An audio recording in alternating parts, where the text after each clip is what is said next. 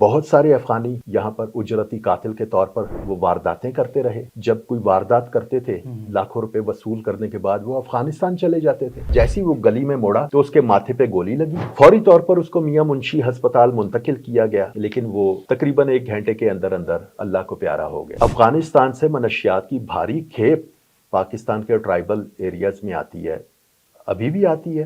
2 منشیات فروش فریقین کے مابین فائرنگ کا تبادلہ ہوا ہے اور دونوں ہی افغان باشندے تھے. 2 مختلف جرائم پیشہ فریقین کی فائرنگ کی وجہ سے ان کا بیٹا چلا گیا، اس کا کون جواب دہ ہے؟ افغانی پناہ گزینوں کو واپس اپنے وطن بھیجنے کا جو سلسلہ ہے وہ شروع کر دیا گیا ہے. گزشتہ روز پاکستان سے تقریباً 8,000 کے قریب جو افغانی تھے جن کو ڈھونڈ کر گرفتار کر کے جو کہ دوبارہ واپس افغانستان بھجوایا گیا ہے.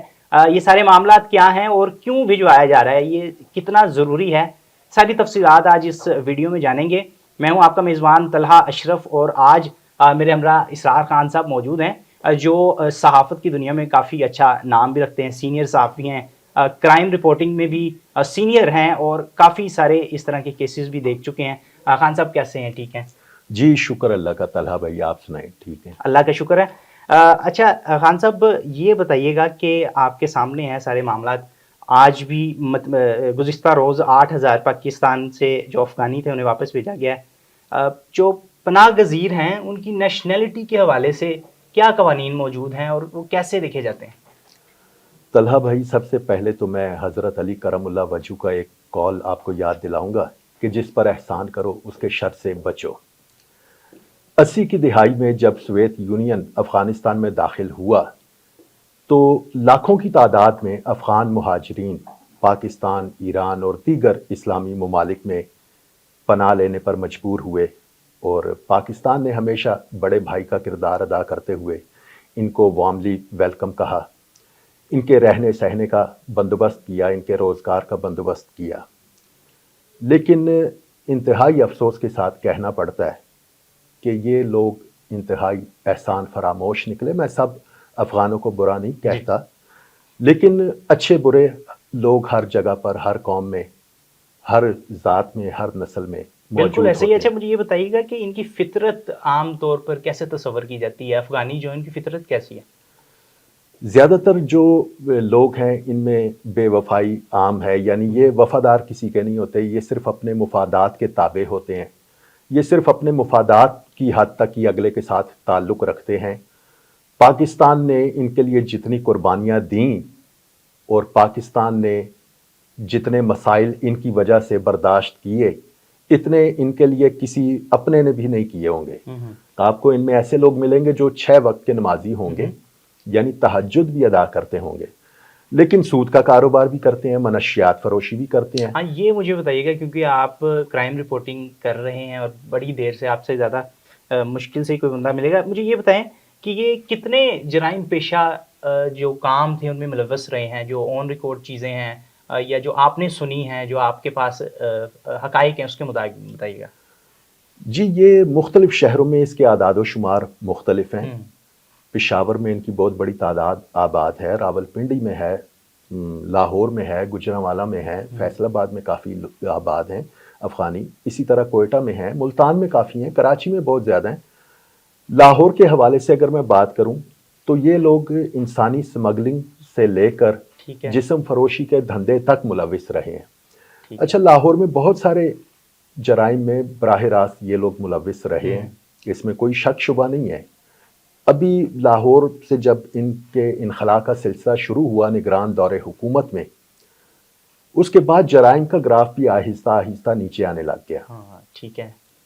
ان کے لوگ براہ راست مختلف انڈر ورلڈ کے جو گینگز تھے ان کے ساتھ رابطے میں تھے، ان کے لیے اجرتی قاتل کے طور پر کام کرتے رہے، جنہیں عرف عام میں شوٹر کہا جاتا ہے. بہت سارے افغانی یہاں پر اجرتی قاتل کے طور پر وہ وارداتیں کرتے رہے. جب کوئی واردات کرتے تھے لاکھوں روپے وصول کرنے کے بعد وہ افغانستان چلے جاتے تھے، 4-6 مہینے وہاں پہ رہتے تھے، پھر واپس آ جاتے تھے. اچھا اب چونکہ ان کا مکمل ریکارڈ دستیاب نہیں ہے پاکستانی حکام کے پاس، اور اس لیے یہ اس کا فائدہ بھی اٹھاتے رہے. اچھا مجھے انسانی اسمگلنگ کے حوالے سے مجھے بتائیے کوئی واقعہ آپ نے آپ کے نظروں کے سامنے گزرا ہو؟ افغان مہاجرین میں بہت سارے ایسے گینگز ہیں باقاعدہ جو جرائم پیشہ عناصر کے ساتھ رابطے میں رہتے ہیں، اور وہ اس طرح کی کارروائیوں میں براہ راست ملوث رہے ہیں۔ وہ کرتے کیا تھے؟ انسانی سمگلنگ میں وہ اس طرح سے ملوث ہوتے تھے، جو نوجوان ان کو ملتا تھا اگر وہ باہر جانے کا خواہش مند ہوتا تھا لیکن اس کے پاس اتنے مالی وسائل نہیں ہوتے تھے، یا وہ سمجھتا تھا کہ وہ براہ راست نہیں جا سکتا یورپ، یہ اس کو کہتے تھے کہ بڑا لمبا پروسیجر ہے، تمہیں وہ جانے نہیں دیں گے، ہم تمہیں افغانستان کے راستے یا ایران کے راستے ٹھیک ہے بھجوائیں گے، اتنے پیسے لگیں گے۔ اور بہت سارے لوگوں کو انہوں نے لوٹا۔ اچھا، ایران کا بھی ان لوگوں نے بڑا استحصال کیا ہے۔ بات پھر وہی آ جاتی ہے کہ ایران نے بھی مشکل وقت میں ان کا ساتھ دیا۔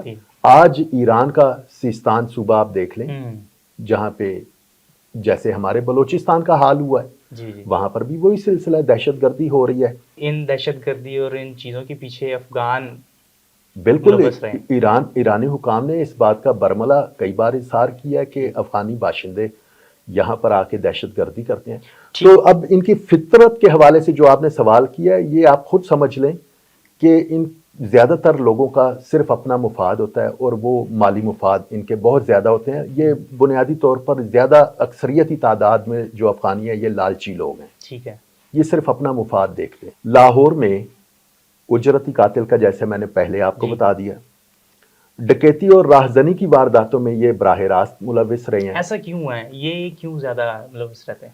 اچھا، بند روڈ سے ملحقہ جتنی آبادیاں ہیں، ٹی نمبر 2 ہے، ٹی نمبر 3 ہے، ٹی نمبر 4 ہے، ٹی نمبر 5 ہے، اکرم پارک ہے، رفائی آباد ایک علاقہ ہے، گندی بمبیاں ہیں، پھر امین پارک 1، امین پارک 2، اس طرح کے مختلف علاقے ہیں جو دریائے راوی کے کنارے پہ یہ چھوٹی چھوٹی آبادیاں بنی، جو دیکھتے ہی دیکھتے اب بڑے بڑے علاقے بن چکے ہیں۔ یہاں پہ افغانیوں کی ایک بڑی تعداد آباد ہے، آج بھی آباد ہیں وہ، کچھ ان میں جا چکے ہیں واپس افغانستان بحالت مجبوری، اپنی خوشی سے وہ نہیں گئے، کیونکہ میں وہاں پر 2-3 بار پروگرام کرنے گیا تو وہ یہی رونا دھونا کرتے رہے کہ جی ہمیں یہاں پہ رہنے کی اجازت دی جائے۔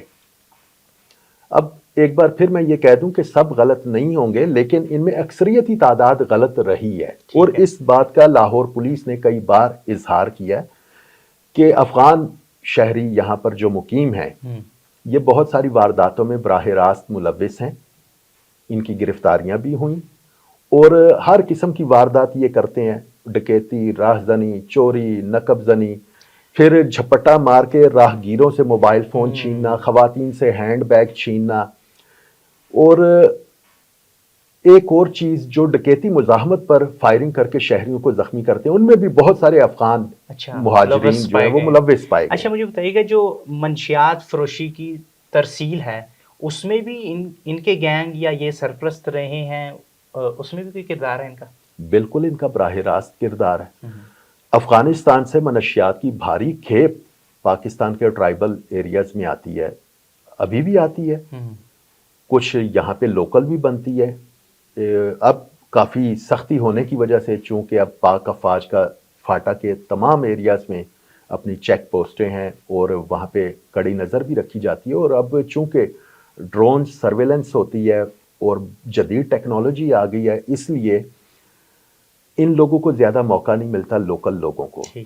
اب یہ کرتے کیا ہیں کہ جو افغان مہاجرین آتے ہیں وہاں سے، وہ تاجر بن کے آئیں یا کچھ بھی بن کے آتے ہیں، وہ اگر کوئی 2 نمبر دھندا کرتے ہیں، منشیات لے کے آتے ہیں، تو ان کا پورا نیٹ ورک ہوتا ہے یہاں پر، جو لوکل سہولت کار ہوتے ہیں وہ ان کو مینیج کرتے ہیں۔ منشیات فروشی کا دھندا ایسا ہے، ابھی یہ چند روز پہلے بھی ٹی نمبر 2 میں 2 منشیات فروش فریقین کے مابین فائرنگ کا تبادلہ ہوا ہے، اور دونوں ہی افغان باشندے تھے۔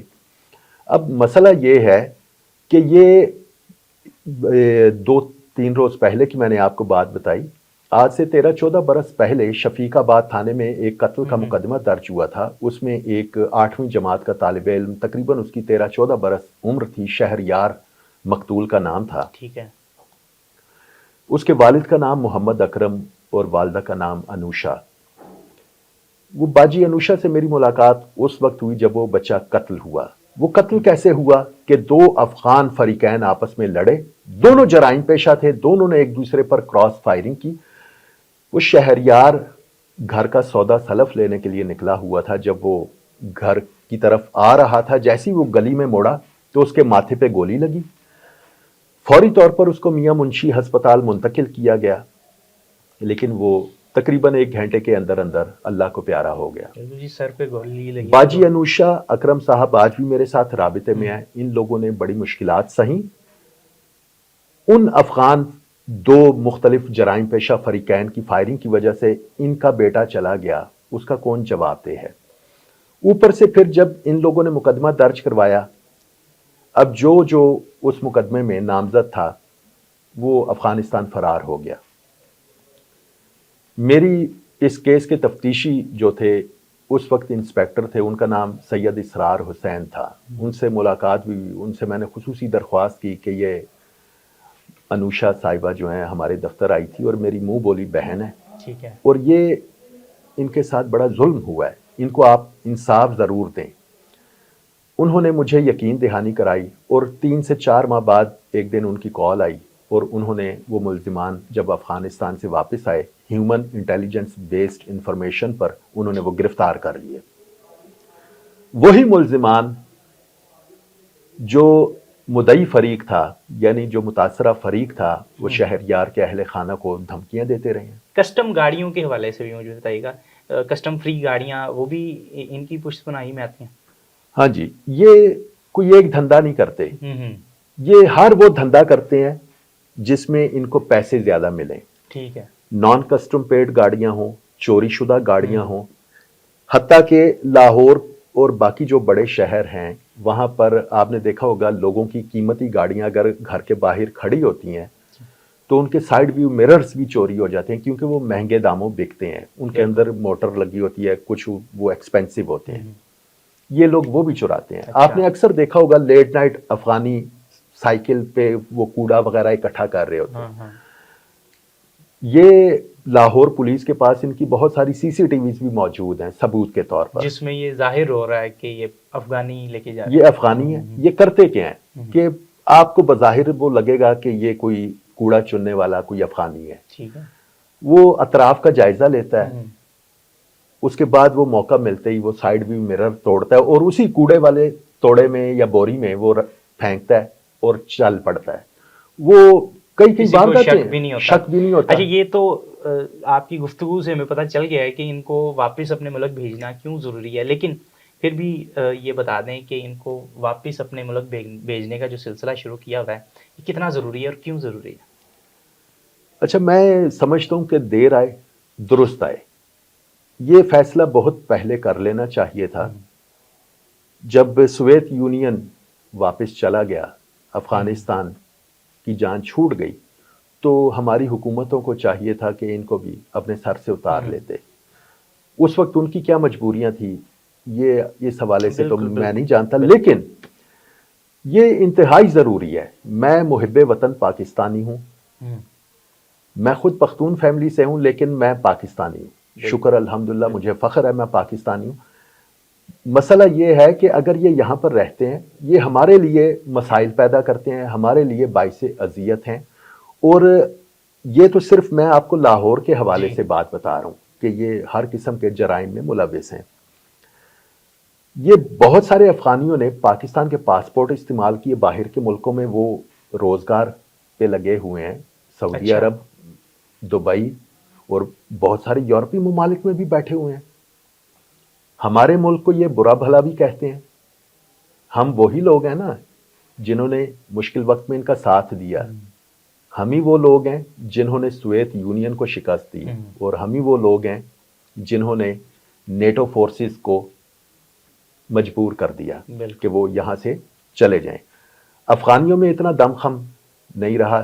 یہ جب اگلی قسط میں آپ افغانستان کی تاریخ کے حوالے سے بات کریں گے, میں آپ کو ثابت کروں گا کہ مورخین نے کس طرح سے ان کی تاریخ لکھی ہے اور ہمیں کیا بتایا گیا, اور ان کے جنگ و جدل پر مشتمل جو تاریخ ہے, جو حقائق ہیں, اس سے بھی میں آپ کو آگاہ کروں گا. یہ ایک تاثر بھی انتہائی غلط پایا جاتا ہے کہ افغانستان کبھی فتح نہیں ہوا. اچھا, افغانستان یہ فتح میرا ہوا. خیال ہے یہ جو ہے اگلی نشست میں انشاءاللہ ہم یہ گفتگو کریں گے. آپ نے جانا ہوگا کہ افغانیوں کو واپس اپنے ملک میں بھیجنا کیوں ضروری ہے. وقت کی کمی کی وجہ سے ہم مزید قصے جو ہیں وہ نہیں سنا سکتے. یہ وہ چیزیں ہیں جو آن ریکارڈ موجود ہیں. یہ سارے جرائم پیشہ افراد تھے جن کو یہاں سے نکالا جا رہا ہے، اور نکالنا بہت ضروری ہے. اگلی ویڈیو تک اور اگلے ایپیسوڈ تک، اگلے انٹرویو تک ہمیں اجازت دیجیے. اللہ حافظ.